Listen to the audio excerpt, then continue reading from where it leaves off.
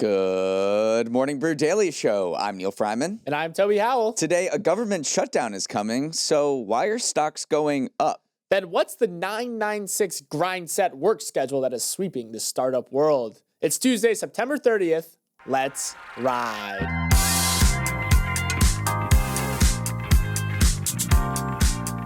Have you ever tried to create an Excel spreadsheet based solely on vibes? Probably didn't turn out great, but soon it's going to get a lot easier because yesterday Microsoft said it was launching Vibe Working in its Office suite, a play on vibe coding, which is when you generate code by typing in a text prompt to an AI program. Similar thing is coming to Microsoft programs where you type in plain language what you want to see and it'll generate a complex Excel spreadsheet, Word document, or presentation-ready PowerPoint. Essentially, anyone can become a first-year consultant. I mean, what's next? Vibe cooking, vibe parenting. We're in a bit of a vibe bubble right now, Neal. That being said, this is a risky vibe for Microsoft because you do not want to mess too much with Excel. A few spreadsheets underpin the entire global economy, so you do not want that agent screwing up, which it still does a fair amount, by the way. It got a 57% on Spreadsheet Bench, this benchmark for judging an AI model's ability to edit spreadsheets. That places it first amongst most of its competitors, but behind the human accuracy of 71%. So first-year consultants, you're probably safe-ish for now. And now a word from our sponsor, LinkedIn Ads. Quick, what does ROAS mean? Return on armchair spend? What would be the return on that? A lifetime of comfort, maybe. It's return on ad spend, and LinkedIn Ads generates the highest B2B, that's business to business, ROAS of all online ad networks. They also have a network of over 1 billion professionals and 130 million decision makers. You can target your buyers by job title, industry, company, role, seniority, skills, company revenue, so you can stop wasting budget on the wrong audience. Spend $250 on your first campaign on LinkedIn Ads and get a free $250 credit for the next one. Just go to linkedin.com/MBD. That's linkedin.com/MBD. Terms and conditions may apply. The government is barreling toward a shutdown on Wednesday after discussions between President Trump and top congressional leaders failed to produce a breakthrough. You wouldn't know it from the action on Wall Street, with all three indexes closing in the green yesterday. But one corner of the market did react significantly, as it has all year: gold. Gold notched a new record, topping $3,800 per ounce on Monday morning. The metal is on a historic run in 2025, up 47% already. It's on pace for its best year since the Iranian Revolution upended the global economy in 1979. Gold is a classic safe haven play, has been since the Kingdom of Lydia began cranking out coins in the 6th century BC. When times get hairy, investors flock to gold as a store of value. And that's been happening in a big way in 2025. A primary driver has been concern over U.S. debt levels, which some think could spiral into a government funding crisis. Simmering geopolitical tensions, trade wars, and the Fed's interest rate cuts are also fueling a run on gold. It's led to a bonanza for gold investors, including the U.S. Treasury. The U.S. has the biggest gold hoard in the world, totaling about 261.5 million ounces, and half of which sits below the Army base in Fort Knox, Kentucky. Yesterday, after gold reached its new record, the value of all that gold hit $1 trillion. Toby, let's break down a couple things. A, what's behind this gold surge? And also B, why the government shutdown isn't spooking stocks. I mean, gold is essentially the big red panic button trade. Every time Washington is, stumbling towards a shutdown, investors kind of turn to themselves and say, what can I own that won't get dragged down with the dollar, what won't get dragged down with the stock market, or won't be affected by the Fed's, confusion going forward? And historically, that answer has always been gold, which is why we're seeing it run up once again. But it is fascinating to look at, the shutdown economy and how the economy actually reacts to government shutdowns. And historically, it's been very muted. The economy basically shrugs them off. If you go back to the 2018, 2019 shutdown, that was the longest ever, 35 days. It had basically no impact on long-term GDP, unemployment, or markets in general, mainly because when we see a shutdown, workers are furloughed, they're not laid off, and furloughed workers behave much like workers with jobs because they still know they have a paycheck that's about to come, so they continue to spend, which doesn't impact GDP that much.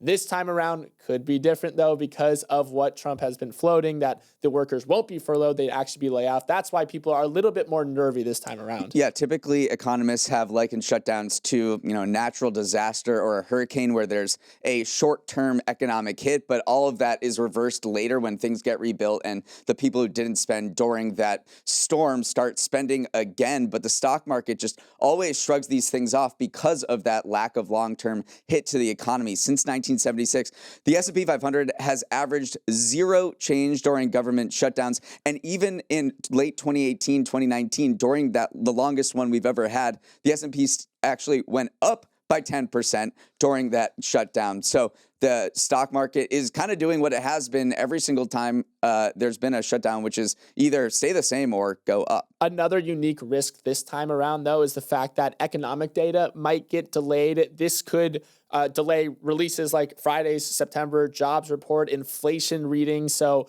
if the Fed is flying blind going into these all-important rate cut decisions or rate decisions, then maybe that's why this could be a potentially more damaging shutdown long term. Because if you can't judge the labor market, you can't judge where inflation's at, how can you create monetary policy going forward? So the firing threat along with this flying blind threat, that's why potentially this could be a little bit more of a damaging one. But you're right, all the index hit all-time highs, even though Polymarket is showing an 85% chance of government shutdown. So maybe they think the layoff threat is just bluster and not actually a real threat.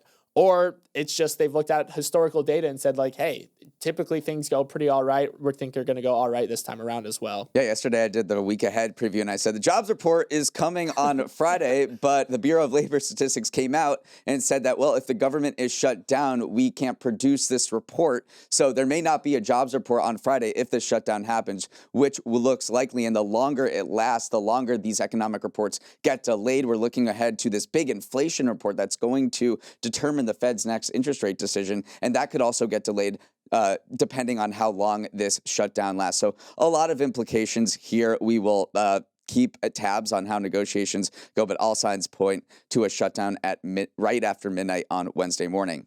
Moving on, have you heard of this actress, Tilly Norwood? She hasn't appeared in any movies yet, but she's reportedly getting swarmed by talent agents and expects to sign with one soon, which is going to set off an earthquake in Hollywood. And that's because Tilly Norwood isn't human. She's an AI. At a panel event in Zurich over the weekend, actor and technologist Aline van der Velden stunned the entertainment world by announcing that Tilly Norwood, a product of her new AI talent studio, was fielding offers from agents, and she'll be revealing which agency is going to represent Norwood in a few months. Actors fearful of AI replacing them did not respond well to this, lighting up social media with outrage and scorn. Melissa Barrera of In the Heights and Scream wrote, "Hope all actors rep by the agent that does this drop their ass. How gross, read the room." Toni Collette posted a string of screaming emojis, and Lucas Gage added with a wink, "She was a nightmare to work with." Van der Velden responded to the backlash, writing on social media that Tilly Norwood is not a sub for a human being. She added that, quote, "I see AI not as a replacement for people, but as a new tool, a new paintbrush, just as animation, puppetry, or CGI open fresh possibilities without taking away from live acting, AI offers another way to imagine and build stories." Toby, seems like Pandora's box has been opened when it comes to AI in the movies. If Norwood gets signed, she'll be one of the first AI-generated actresses to get representation with a talent agency who have historically worked with human performers. Van der Velden has said that, hey, audiences don't actually care if actors or actresses have a pulse. They actually just care about good storytelling. So why would Tilly be any different? As long as we are telling good stories, audiences will come out and see it. But we have seen a shift in industry attitudes towards AI. You remember when the SAG-AFTRA strikes were happening in 2023, a big sticking point was the use of AI in the industry. And it was basically taboo to ever admit that any of your, movie productions or people were going to work with AI in any way. Now we have agents kind of under the table going like, all right, we're interested in this. We're interested in the economics of this because obviously AI actresses are a lot cheaper than real life human ones. So fascinating to see both the industry shift and obviously the industry pushback from a lot of actors. Yeah, it is so much cheaper. So OpenAI is backing this movie that's coming out next year called Critters with a Z. It's a feature film animation, and most of this movie is going to be made using AI tools from OpenAI. And if you look at just the math here, they think it's going to take 9 months to make this movie versus 3 years. And then the budget of Critters is going to be less than $30 million, far less than what animated films typically cost. And, this is a huge test to see what the appetite is for mostly AI-generated filmmaking. We'll see whether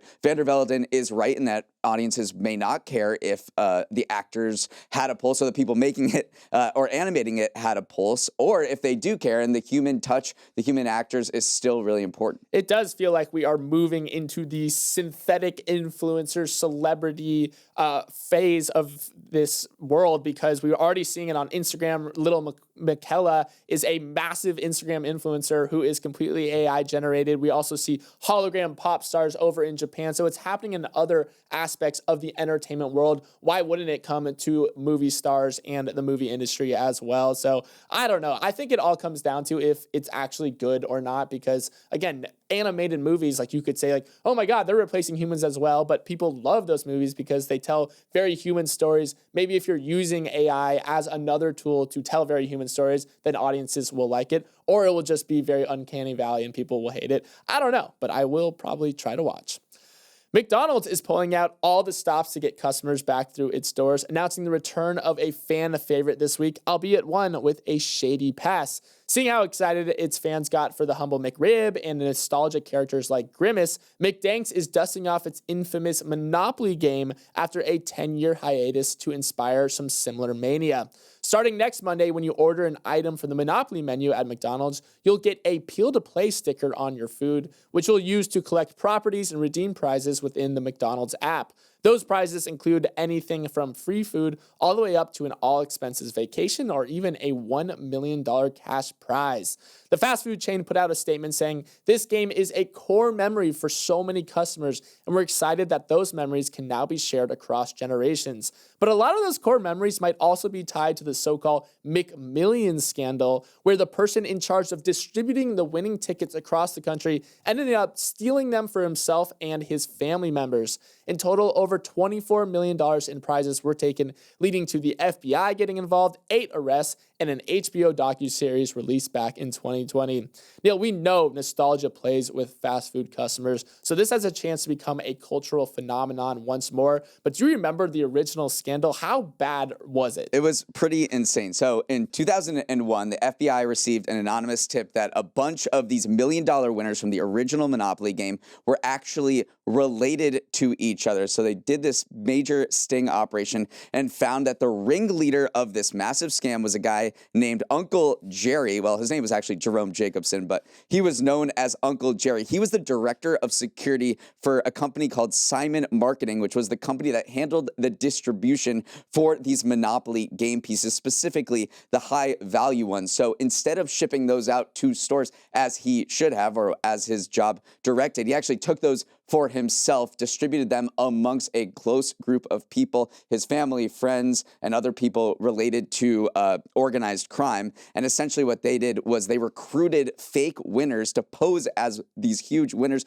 go on TV, do a whole huge media circuit, and then kind of split the winnings among them. And they bilked McDonald's out of $24 million. He was sentenced to 3 years in prison. And if you go watch that HBO documentary, it kind of explains this whole very elaborate, very intricate scam that was a huge egg on the face for McDonald's at the time. It was an egg on the face, but it was a sales driver. So it was kind of a bummer that they had to kind of sunset it for a decade, because when they reintroduced it last in 2013, they said the sales jumped 5% in the quarter that followed, and they attributed it directly to that. And McDonald's has been trying to stage a comeback with some of these big promotions. They had this big Minecraft deal that drove sales. Finally, they had sales growth in the last quarter, 2.5%, after many quarters of flat or declining sales. So they are kind of rifling through the history books right now and going, all right, what other levers do we have to pull right now? Let's bring back Monopoly. They feel like they've gotten a little bit more buttoned up. There's no more Uncle Jerry figures anymore, and a lot of it is centered around the app as well. And I do think that's a huge motivator for bringing this back as well, is as long as you can bring more people into the McDonald's app, build that loyalty program more. That is a huge priority for McDonald's' CEO right now. loyalty members tend to visit a lot more than non-loyalty members. It accounts for 25% of their business at this point. So a lot of good things are happening because you can play on nostalgia and you can also get people in the app ecosystem. That is definitely a win-win for McDonald's. All right, we're going to take a quick break and come back with Toby's Trends. It's Tuesday, which means I'm back with another edition of Toby's Trends, the segment where I take a deep dive into the business world to emerge with a trend that will help you go viral in your college group chat. And today's trend is all about the newest work schedule sweeping Silicon Valley called 996. Gone are the days of Dolly Parton's 9-to-5 work anthem, because apparently that is no way to make a living anymore. Instead, if you want to get ahead, you have to be working 9 a.m. to 9 p.m. 6 days a week, hence 996. The work schedule from hell originally came to the U.S. by way of China, which has an equally demanding tech scene. It eventually led a Chinese court to ban employers from compelling their employees from grinding out 72-hour weeks. But these days, you can scroll X and find plenty a U.S. startup founder openly glorifying workaholism again. Some companies are even putting it in writing with job descriptions that spell out expectations of 70-plus hour weeks. And it's not just talk. The expense management platform Ramp noticed that corporate card use in San Francisco on Saturdays is up compared to past years, which they take as a sign that people are grinding through the weekends. Neal, are we 996ing? How many hours did you log last week? So many. I mean, I don't actually want to count, but yeah, there's something in the water here in San Francisco and the Bay Area. Nap pods are out and energy drinks are in. Last month, a startup founder, Daksh Gupta, told The Standard that the prevailing attitude in San Francisco right now among the young techies is, quote, no drinking, no drugs, 996, lift heavy, run far, marry early, track sleep, eat steak and eggs. And it's remarkable the turnaround that we've seen from just 5 years ago during, the height of the pandemic, when the focus was on flexibility and work-life balance and not putting everything into your work. And now that has completely changed, at least in San Francisco. It may not be happening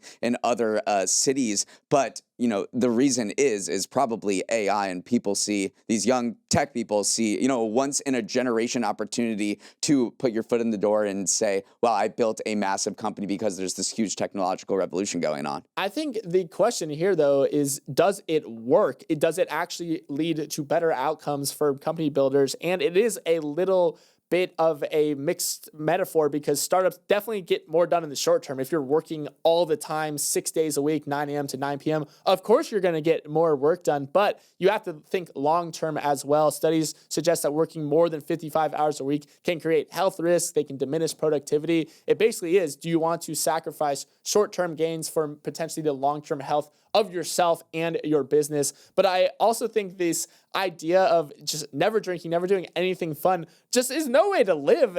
Maybe it is a way to live. It's how they're choosing to live, but it is fascinating to see all the rest that comes with it. Is basically you have to just sideline your entire life in order to devote everything you have to this business. Maybe they see, $10 billion outcomes on the horizon, which is why they're doing it. But fascinating that it's got this label, it's got this moniker, and a lot of people are adopting it. I mean, it's a little personally for me. I know you joked about me working a lot, but in the early days of Morning Brew, when there were just 3 or 4 of us back in 2017, 2018, and this went on for 5 years, like I was doing 996 or even 1010 or 1111 And from my perspective, to build a startup from the ground up, which we were doing, that was the kind of only way to do it. You had to put in the hours. And the big key here that, reflecting on this moment in our lives, was that none of the people working in this early stage startup had sort of any other responsibilities. We didn't have kids. We didn't have partners. We didn't have other, we weren't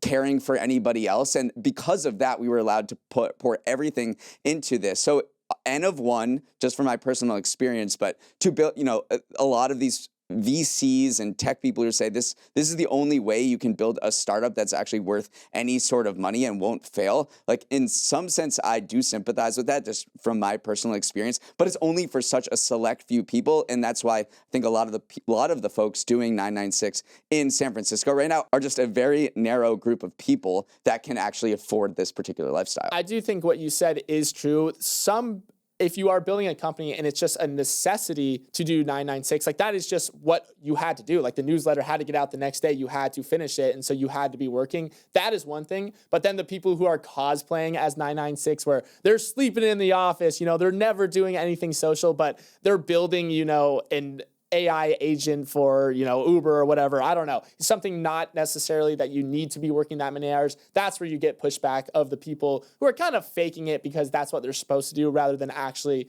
having to use that time to build a company that they want to build. But either way, these young tech workers that have flocked to San Francisco because of AI are actually transforming the city, and it looks nothing like it did 2 or 3 years ago.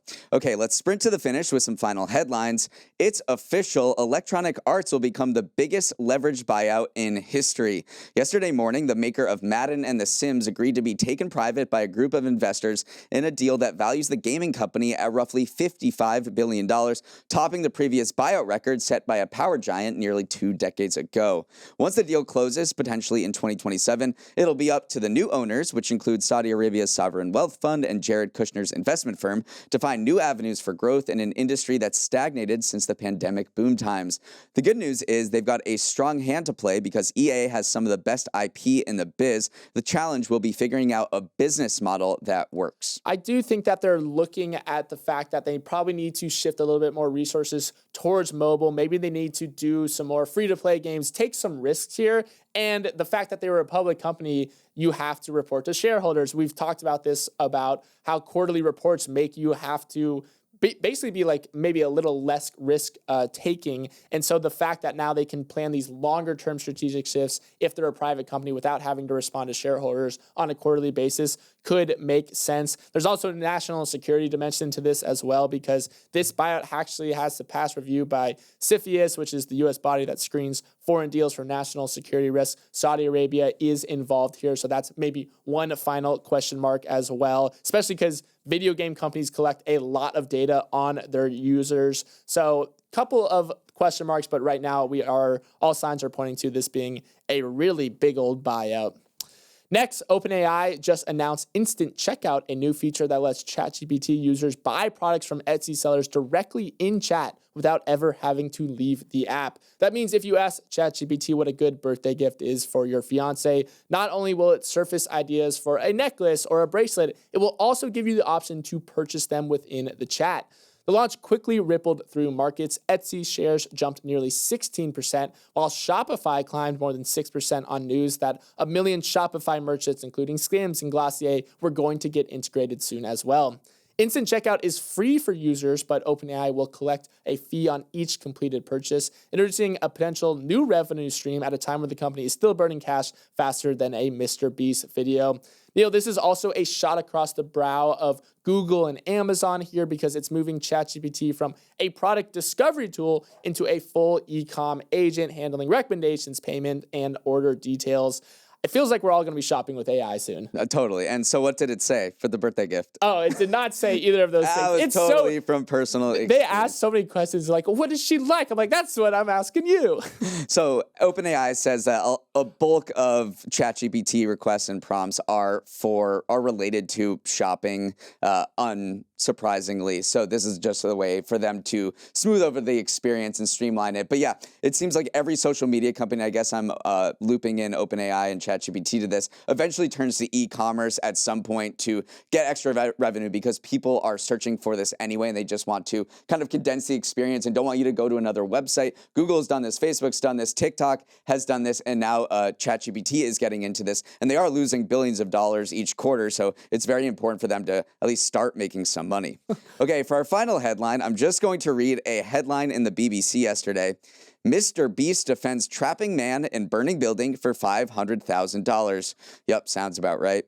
Mr. Beast, the most popular YouTuber in the world, is defending himself from critics following his latest video in which he dares a professional stuntman to escape a blazing building while collecting money bags along the way. In response to the outrage, which called the video humiliating and dystopian, Mr. Beast explained, "I take safety more serious than you could ever imagine. Every challenge was tested by multiple stuntmen. We have a full rescue team on standby with fire firefighters, EMTs, and divers equipped with an ambulance and fire truck. He added, we also had a pyro team controlling the fires and multiple fire suppression methods on every challenge to ensure we could essentially turn off the fire if there ever was an issue. Toby, either he put this guy in serious danger or the whole thing was merely a trick for eyeballs. Either way, it worked. The video posted on Friday has over 51 million views. How do we keep falling for this? Of course he's tricking us into more views. Of course the outrage just feeds even more views into the video. And every news outlet that runs these headlines is doing exactly what Mr. Beast wants him to do. Including us? Including us right now. But listen, look at how self-aware we are, because at least I'm bringing it up. I do think, too, that safety was a big issue here. The guy in the video was a former professional stuntman. He was a stuntman, so he knows how to deal around fire. He knows these environments. They ventilated the smoke out of the building. There was a literal kill switch that would just turn off all the flames at any moment right now. So not only do I think that the actual risk of danger was very low, as Mr. B says, we are just playing exactly into his hands right now. So Mr. Beast, tip our cap to you. We're talking about it. Everyone's talking about it. You got us again. That is all the time we have. Thanks so much for starting your morning with us, and have a wonderful Tuesday. If you have any feedback on today's show, send a note to Morning Brew Daily at morningbrew.com. Let's roll the credits. Emily Milliron is our executive producer. Raymond Liu is our producer. Our associate producers are Olivia Graham and Olivia Lake. Hair and makeup pioneered vibe working. Devin Emery is our president, and our show is a production of Morning Brew. Great show today, Neal. Let's run it back tomorrow.